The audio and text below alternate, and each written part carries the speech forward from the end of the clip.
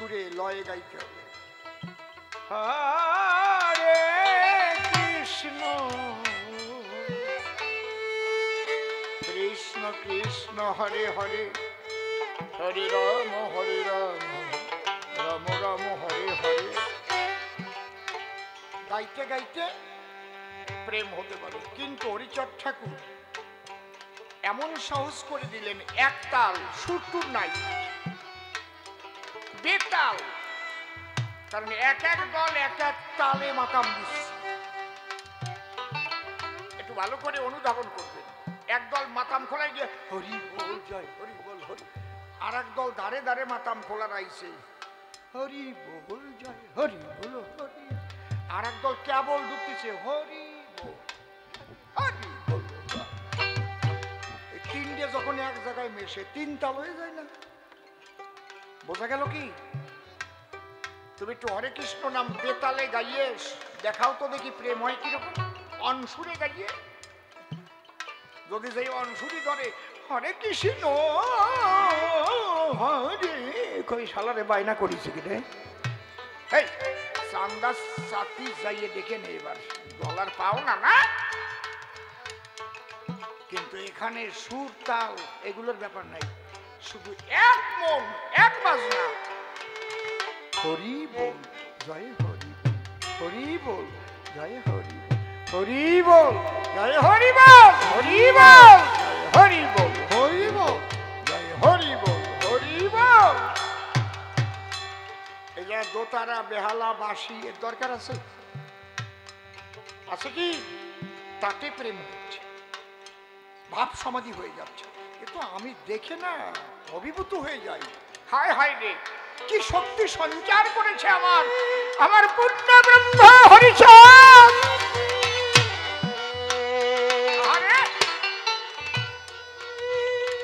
দলিত পতিত লাঞ্ছিত বঞ্চিত সমাজের মানুষ যাদের ধর্মের অধিকার ছিল না,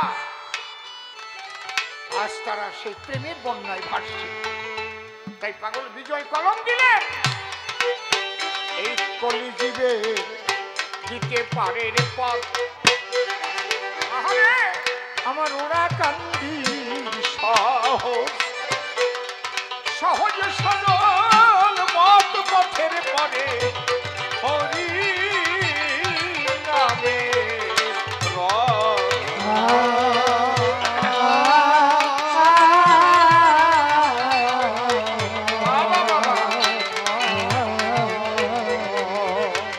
ওই রথে উঠল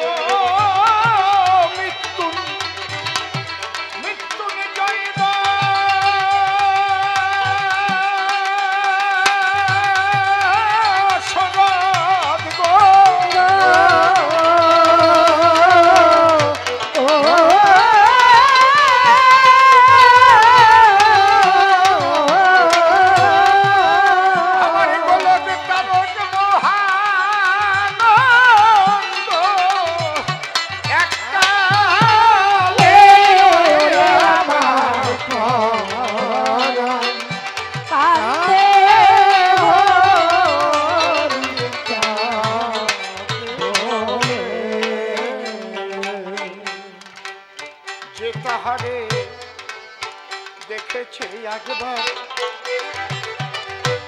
ওরে ভুলে থাকে সাধ্য সাধ্য আছে তার সে সময় নিজের বাধ্যতা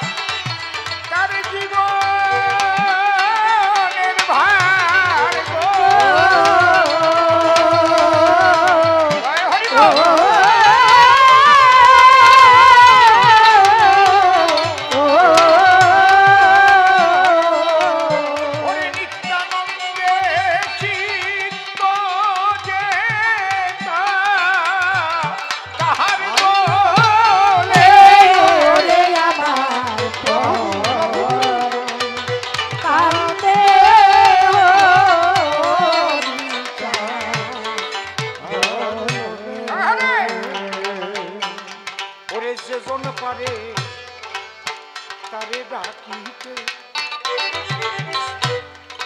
সে কি পারে ঘরে ঘরে থাকিতে জল ঝরে তার যুবালাখিতে।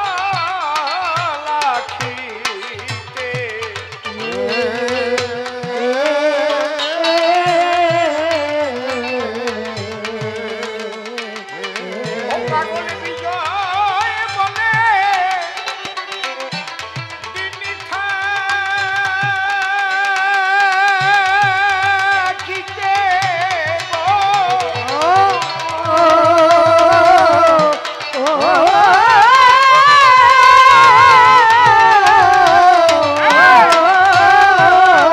সকালে সকালে চলো যাই সকলে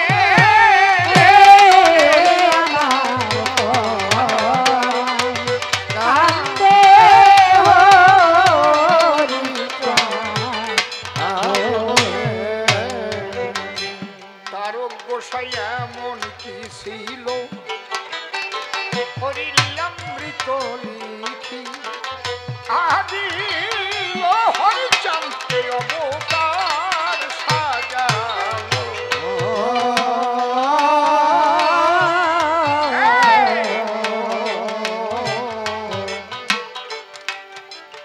আপনারা আছেন যত জ্ঞানী গুণীজন,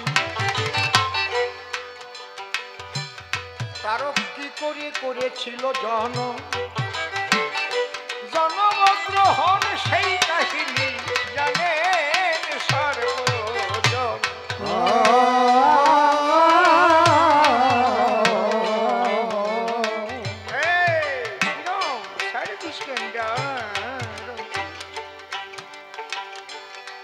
যে কথা বলতে গেলাম ভাই, তারপরে গল্পের মধ্যে চলে যাই ব্যাঙের কথায় আমি ভুলি নাই।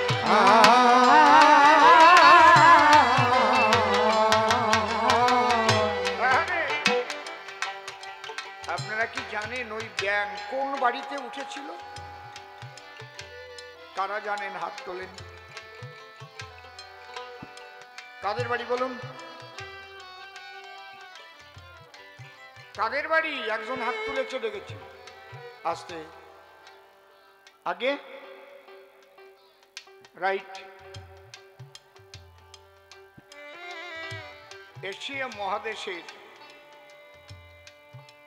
এশিয়া মহাদেশের মধ্যে সর্বপ্রথম কল্যাণী ইউনিভার্সিটিতে ফোকলোর ডিপার্টমেন্ট যিনি প্রতিষ্ঠা করেছেন,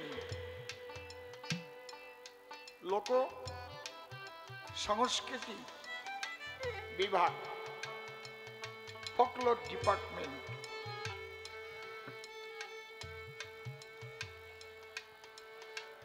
ওনাদের বাড়ি, ওনার নাম হচ্ছেন ডক্টর তুষার চট্টোপাধ্যায়। ওনার বাবার নাম নয়নাঞ্জন চট্টোপাধ্যায়, ঠাকুর দাদার নাম দুর্গাচরণ চট্টোপাধ্যায়।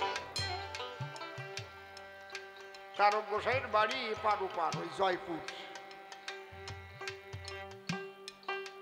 ওনার বাড়িতে একটা বিরাট দিঘির মতো খনন করতে করতে অনেক মাটির তলায় গিয়ে উঠল এক বড় ব্যাঙ।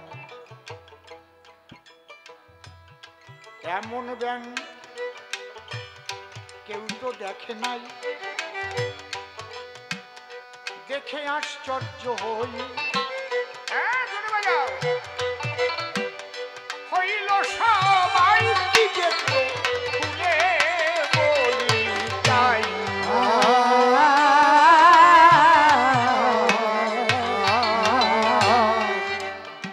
কি আছে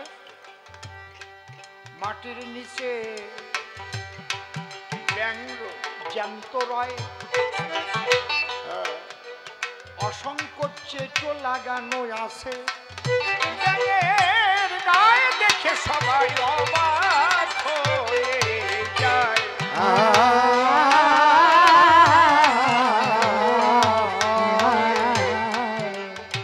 বিশাল আকৃতির এক ব্যাং, তার গা ভরা সেটু লাগানো। দুর্গাচরণ চট্টোপাধ্যায়কে ডাক দেওয়া হলো।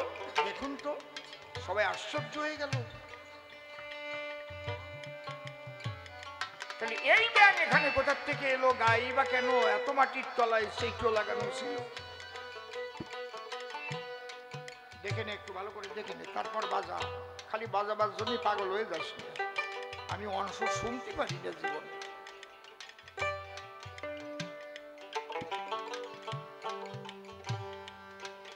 অনেক জ্ঞানী গুণী পণ্ডিতদের আনা হলো, দেখি কে কি সিদ্ধান্ত নেয়।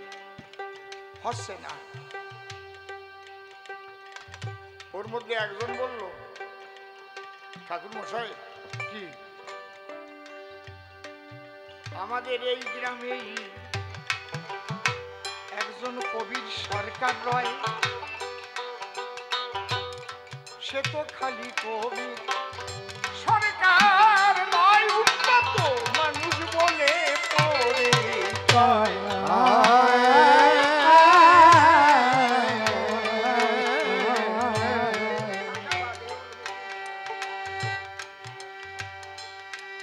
কে বলে কবি গান গায়? তারক সরকার, তারে অনেকে তারক কাড়াল কয়। কেউ কেউ অবহেলা সূচক ভাবে ব্যঙ্গাত্মক সুরে অনেক কথা বলল, কিন্তু দুর্গাচরণ চট্টোপাধ্যায় বললেন, আচ্ছা নিয়ে আসো। কারণ কবি গান গায় যারা,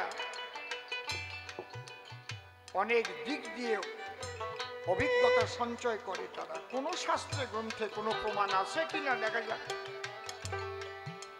তার গোসাইকে ডেকে নিল। তার গোসাই দেখে বলল, হ্যালো, কুমাই দেছো কেন? বলুন কুমাই দেছো কেন? তার গোসাই ডেকে বলল, তা আমি বললেই কি আপনারা বিশ্বাস করবেন? আমি তো বুঝতে পারতেছি ব্যাপারটা কি। একটু টোন দাও আমার বড় বক্সে, স্লাইট এক চুল, যেটা একদম পুরো বন্ধ করে রাখছে।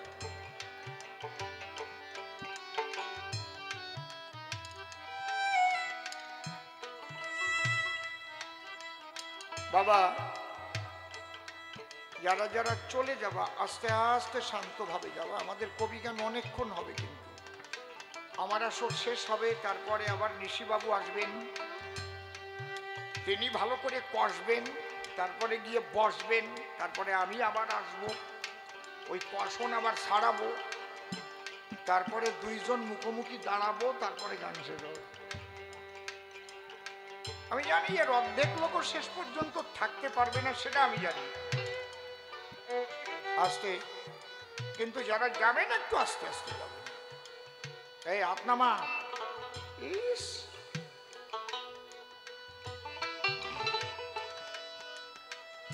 হরিবল। তারক গোসাই বললেন যে আমি বললে আপনারা বিশ্বাস করবেন কি? দুর্গাচরণ চট্টোপাধ্যায় বললেন, যদি বিশ্বাসযোগ্য তেমন কিছু হয় অবশ্যই বিশ্বাস করব। তখন বললেন, এই যে ব্যাং, ব্যাং আগের জন্মে একজন কামুক গুরু ছিল।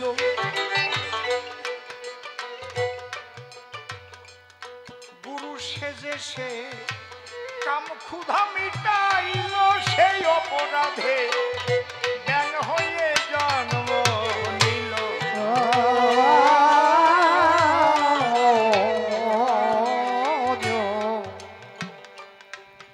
গুরু হয়ে দেখেন, আমি একজন শিল্পী,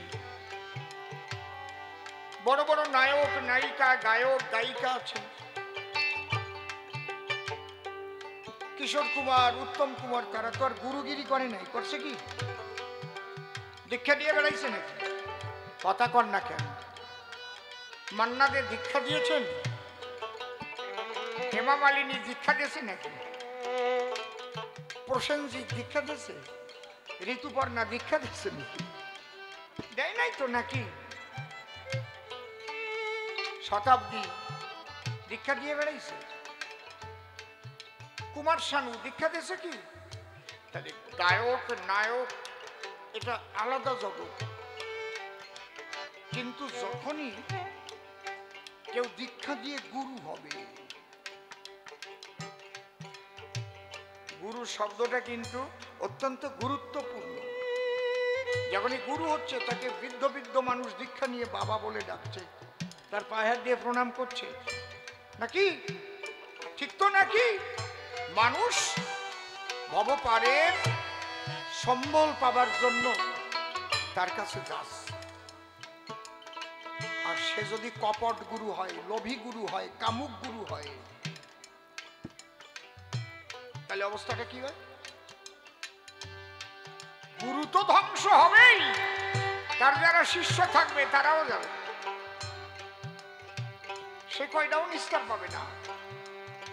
তাই তারও পোষাই বললেন কামুক গুরু ছিল ব্যান, মরণের পরে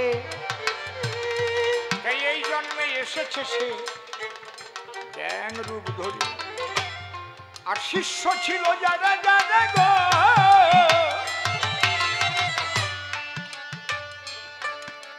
তারা উদ্ধার হতে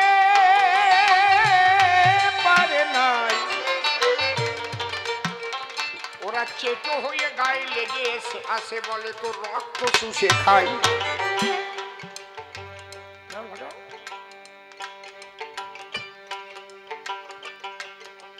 ওই শিষ্যগুলো চেটো হয়ে ওর গায়ে লেগে গিয়ে রক্ত শোষণ করে খাচ্ছে।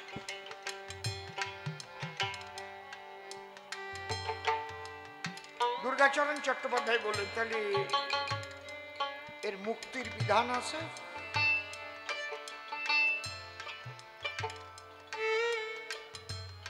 খুব সম্ভ্রান্ত পরিবার তো, এবং খুব বুদ্ধিমত্তা নিয়ে চলেন ওরা। বলছে কবিবর কি এই অপরাধ তো করেছে, কি কোনো মুক্তির বিধান আছে? বলে আছে। কি বলছে? যদি কোনো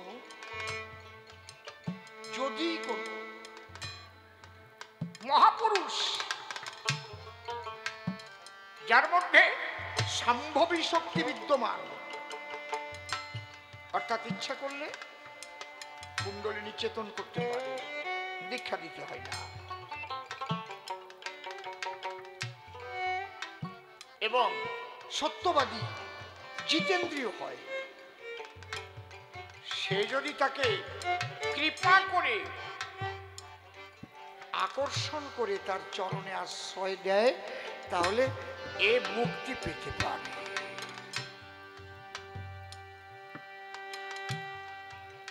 তখনই দুর্গাচরণ চট্টোপাধ্যায় বললে এমন মানুষ কোথায় বা পাওয়া যাবে, আর কি করে তুমি যে ঠিক বলছো তা বিশ্বাস হবে? তারক গোসাই যখনই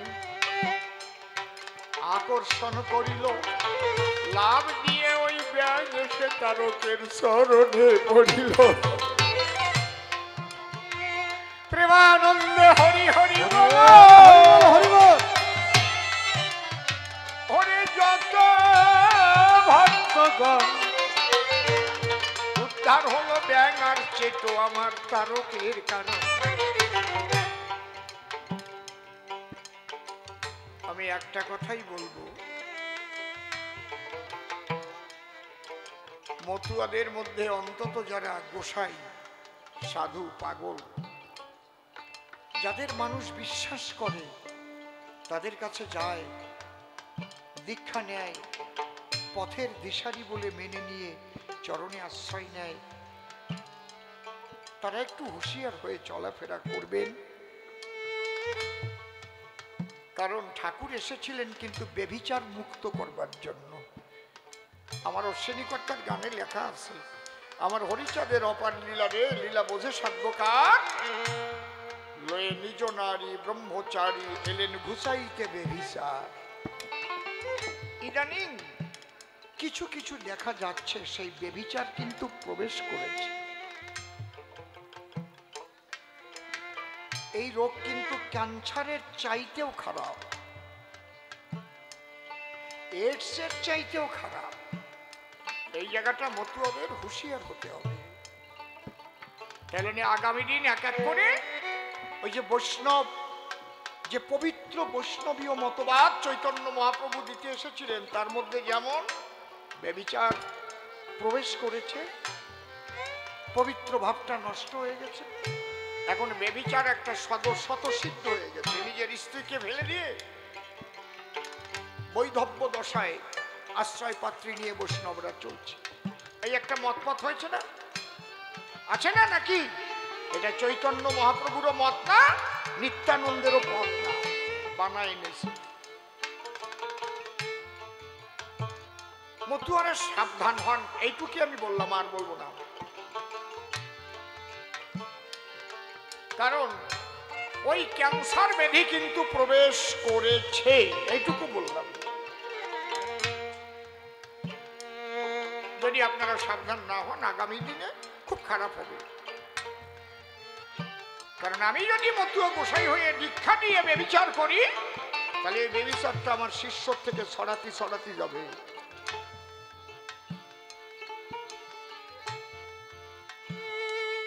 তাহলে তারক গোসাই, যিনি তারক ভাগবত টাইটেল পেয়েছিলেন, উপাধি, ওই দুর্গাচরণ চট্টোপাধ্যায়ের বাড়িতে। কবে পেলেন, কিভাবে পেলেন মনে আছে ভাবো? সেই ঘটনায় আজকে একটু আমি বলে যাব। দুর্গাচরণ চট্টোপাধ্যায়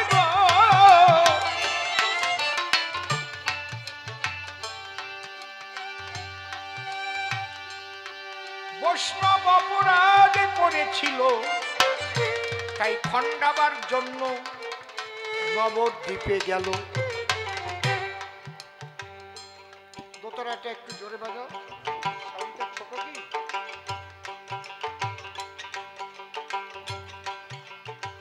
নবদ্বীপের গোসাইরা,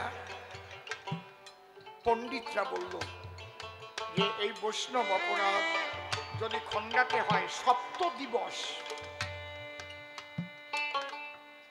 অর্থাৎ 7-8-56 প্রহর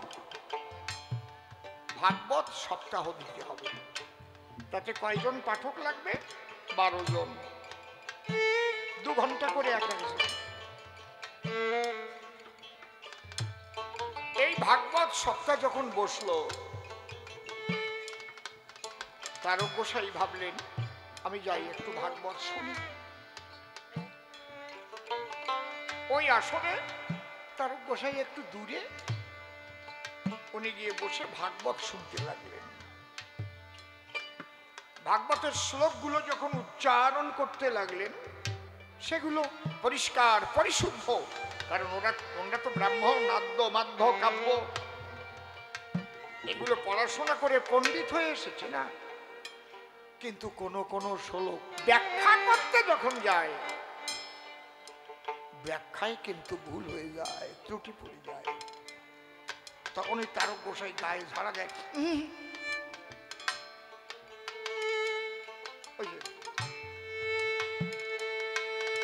যদি সঠিকভাবে ব্যাখ্যা না হয়, তাহলে কি হবে? জানাশোনা মানুষ, পাঠক যারা লক্ষ্য করে, তারা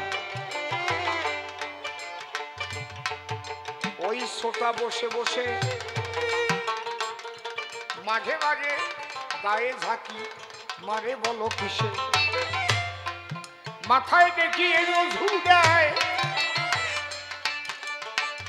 ও মনে করে ভাবো না আমরা বুঝি ঠিকঠাক পাঠ করতে জানি। তখন পাঠক একজন বললেন, আচ্ছা আপনি যে মাঝে মাঝে মানে হচ্ছে না করছেন, কারণটা কি, কোথায় ভুল হচ্ছে? তখন তারক গোসাই করো জোরে করে নিবেদন, আপনাদের ভুল কি ধরতে পারি আমি অভাজন।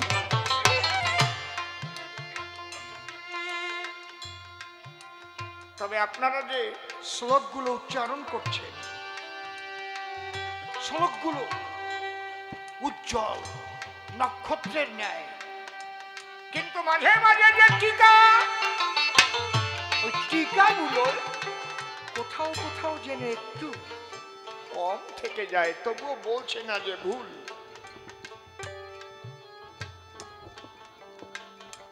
কম থেকে যায়, কোথায় কোথায় কম থাকে বলতে হবে।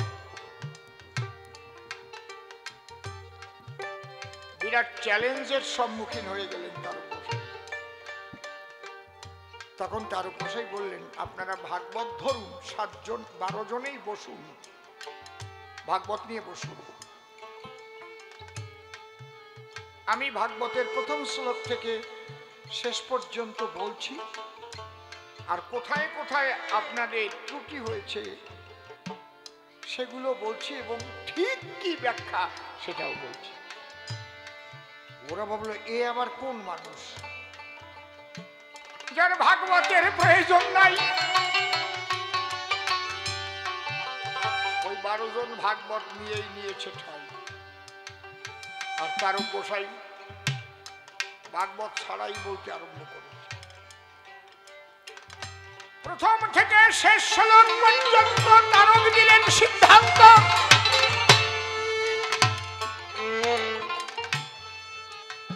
আর ওই জ্ঞানীদের যেখানে যেখানে ভুল ছিল সমস্ত জায়গায় পরিপূর্ণভাবে আলোচনা করে ব্যাখ্যা দিয়ে সংশোধন করে দিল। তখন ওই 12 জন পণ্ডিত বলেছিল, ভাই রে ভাই, জীবনে গ্রন্থ ভাগবত আমরা অনেক পড়েছি, কিন্তু জ্যান্ত ভাগবত আমরা আজ পর্যন্ত দেখি নাই। ওই 12 জনের অভিমত, ইনি হচ্ছেন জ্যান্ত ভাগবত। এই জন্য তারক ভাগবত উপাধি পেয়েছিলেন। কয়টা কব, এই তারক কর্তায় আগে বৈষ্ণব ছিলেন। শোনেন নারী নরে গান গেয়ে বেড়াতেন তারক তিলক মালা পরে। একদিন চাউনার আসনে তারক গাইতেছিল গান, বিপক্ষ কবিতারে প্রশ্ন করে দান।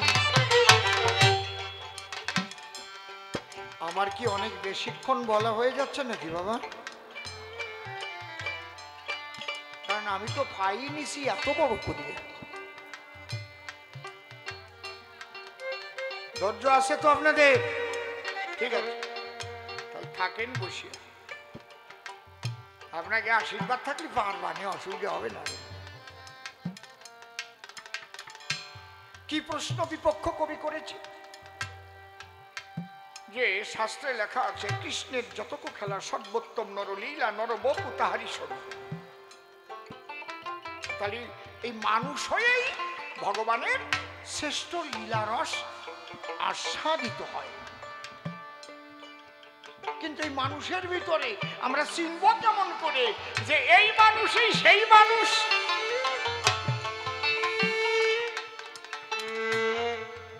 ভগবানের তো বেশি কিছু থাকে না, যে দুটো জায়গায় 3টে চোখ, হাত 2 খানের জায়গায় 4 খান,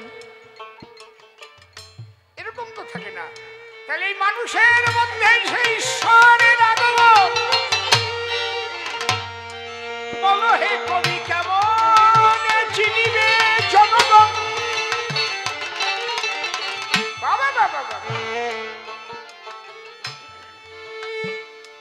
ওই আসরে বসা ছিলেন মৃত্যুঞ্জয় গোসাই, আর তারক গোসাই ব্যাখ্যা করছেন, উনি শুনছেন। তাই তারক গোসাই বললেন, হ্যাঁ ঠিক, ভালো প্রশ্ন হয়েছে।